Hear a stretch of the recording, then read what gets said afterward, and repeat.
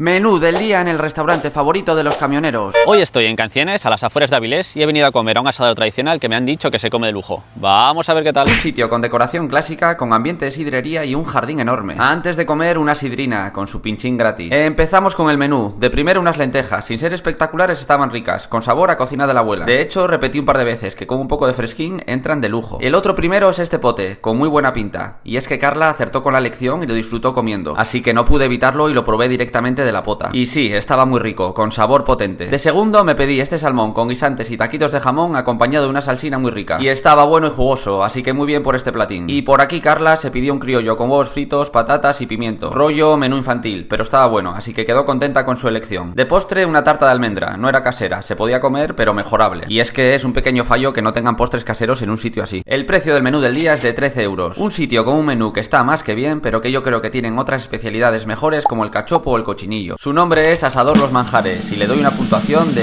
7 bigotines y medio.